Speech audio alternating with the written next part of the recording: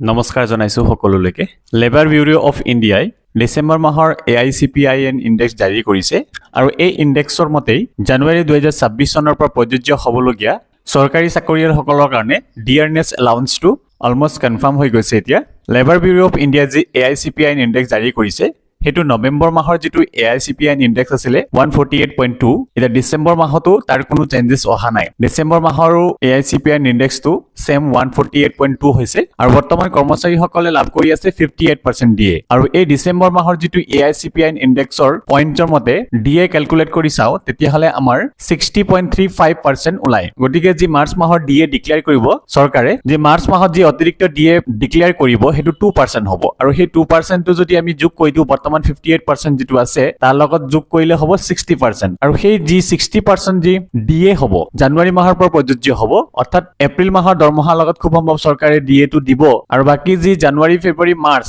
সেই 3 মাহৰ 2% যি অতিৰিক্ত DA হ'ব সেই 2%ৰ এৰিয়াৰ চৰকাৰে মে জুন মাহত দিয়াৰ সম্ভাৱনা আছে আৰু এইবাৰৰ যি DA আছিলে 2% অলপ বেছিকে আশা কৰি আছিলে কৰ্মচাৰীসকলে কাৰণ এই DA টো কৰ্মচাৰীসকলৰ কাৰণে বহুত ইম্পৰ্টেন্ট আছিলে এইবাৰৰ DA টো কাৰণটো হৈছে 8 পে কমিশনৰ যি ফিটমেন্ট ফেক্টৰ নিৰ্ধাৰণ কৰা হ'ব সেই ফিটমেন্ট ফেক্টৰ নিৰ্ধাৰণ কৰাৰ ক্ষেত্ৰত চৰকাৰে তাৰ কাৰণে এতিয়া যেটো 2% DA ডিক্লেয়াৰ কৰিলে হেতুৱে লাষ্ট DA আছিলে আৰু এই 2% যোগ হৈ আগত যেটো চলি আছিলে 58% DA তাৰ লগত লগ হৈ 60% হ'বগে আৰু এই 60% DA ৰ ওপৰত বেছ কৰিয়ে তাৰমানে কিমান ইনফ্লেচন হৈছে সেই ইনফ্লেচনৰ ওপৰতে ডিপেন্ড কৰি 8 পে কমিশনে এতিয়া কৰ্মচাৰীসকলৰ কাৰণে পে ফিক্সেশনৰ বাবে ফিটমেন্ট ফেক্টৰটো নিৰ্ধাৰণ কৰিব গতিকে এইবাৰৰ যেটো 2% DA খুব গুৰুত্বপূৰ্ণ আৰু এই DA টো কৰ্মচাৰীসকলে লাভ কৰিব খুব সম্ভৱ এপ্ৰিল মাহৰ দৰমহাৰ লগত লাভ কৰিব এতিয়া ফিটমেন্ট ফেক্টৰ কি হ'ব পে কমিশনে যে ৰিপৰ্টটো সাবমিট কৰিব তেতিয়া আমি গম পাম নিশ্চয় কিন্তু এতিয়া যেহেতু ম্যাক্সিমাম 60% DA হে হল